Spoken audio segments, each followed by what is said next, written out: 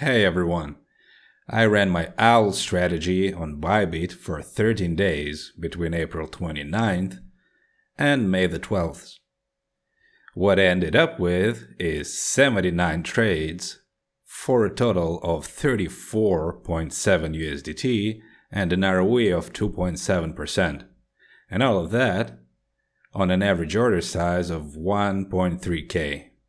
Let's see what happened, what went well, what went not so well, and what the future holds for the OWL. Actually, what is the OWL? It's a strategy that's based on the order book, and it's called the OWL because it sits there at a high distance, and then when a shot happens, it strikes. That's why it's called the OWL. Anyway, check diary number 66 if you want to know what it's all about. First, let's go through some changes I made to the actual live algorithm as compared to the test one. The most important changes that I've made are in terms of take profit.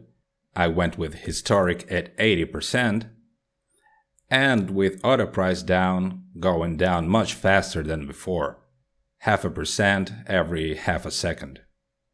With the trailing stop, I changed it to 0.5. Also, I've limited the number of possible orders using the active markets filter, and it's a maximum of 20.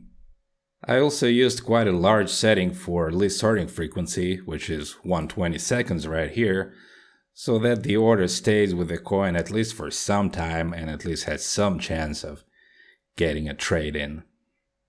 And with order sizes, of course, we're going much higher than on the test algos.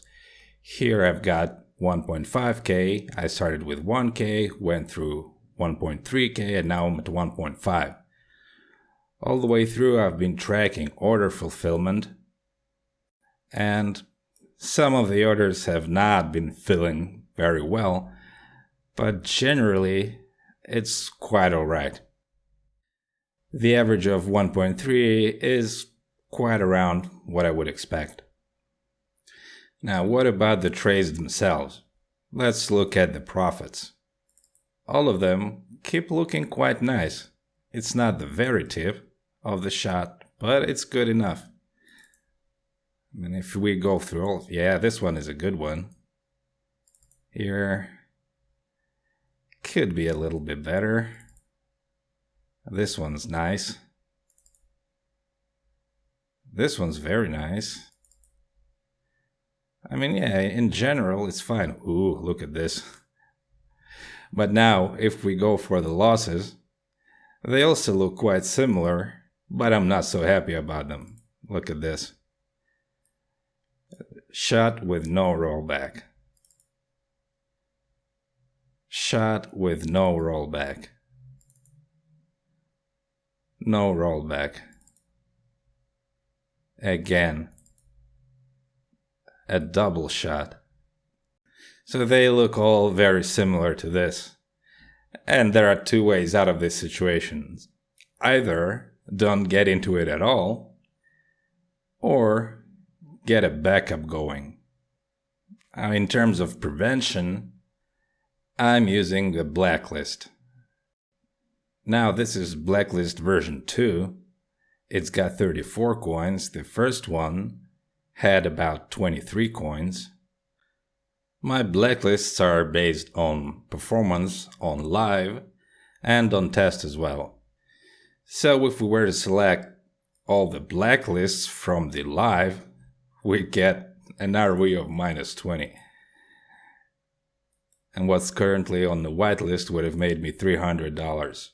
Well, at the same time, at the same period on the test algos, I got an ROE of 21, and the two blacklists got me an ROE of -9, and the whitelist got me an ROE of 30, and here the whitelist was 23.9. Oh, that's pretty close. But anyway, there seems to be a big difference in the overall performance. Look at this, and then at this. The problem is this type of behavior. where same coin at almost the same time, 13 seconds apart, could go either to liquidation at minus 5% or to a profit at 1.5%. VRA, that particular coin, was going down really fast. It lost almost 90% from what I remember. You can see here how different and how important is the point where the algorithm starts. On test and on live, the orders started just a few seconds apart and they got dramatically different results. This first of all has to do with the fact that list sorting across different accounts cannot be synchronized, and secondly, it's about the way depth shots work. You see here, when the order book is out of range, the algorithm waits 1 minute, and that 1 minute is hard-coded into the algorithm itself, 1 minute before trying to place a new order. And this brings even more variability in timing in how my live high order size algorithms perform and the lower order size test algorithms. So you can never really expect the results to be fully aligned. Therefore, on my test algos, I'm watching out for the coins that are candidates for blacklists, and then I'm verifying that on live. So there's a combination of the two going on. Another way to prevent losses would be to filter, but I'm failing so far to find some sort of meaningful correlation between different parameters, different delta ranges or 24-hour volume ranges that would indicate that, yeah, cut this off and you're going to be better off. Like here, okay, most trades happen up to 9 million still, but then this looks okay. This does not look okay. Again here, but then above 50 million, we're still good. Above 200 million, we're still good. You could go by distance. I mean, here we have very few trades, but look at the takes. 3.4%, I want that. Here, 1.9%, I want that. I don't want to cut this off. I mean, Bitcoin range, nothing really sticks out. Not even the hourly ranges for relative deltas. Okay, here this is a bad one, but then next one to it is great. This one is great. And so far, I haven't been able to find one. But I'll keep looking. In terms of a backup algorithm after a stop loss, I'm still thinking about it and working on it. It will likely be based on triggers, but we'll see. Once I have something more specific and ready to show you, I will show you. A quick side note, all of this was Bybit.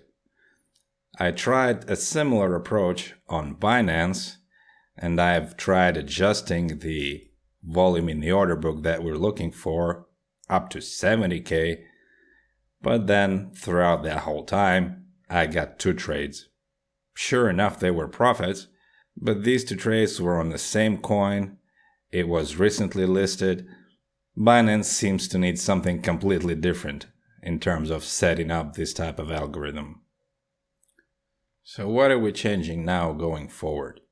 For the live algorithms, I'm doing another expansion of the blacklist, and I'm adding here ignore first most active market, maybe to avoid situations such as I had with VRA. Other than that, it keeps on trading as it was. In terms of test algos, I made more changes than that. No blacklists here, obviously, to track how the blacklisted coins actually perform.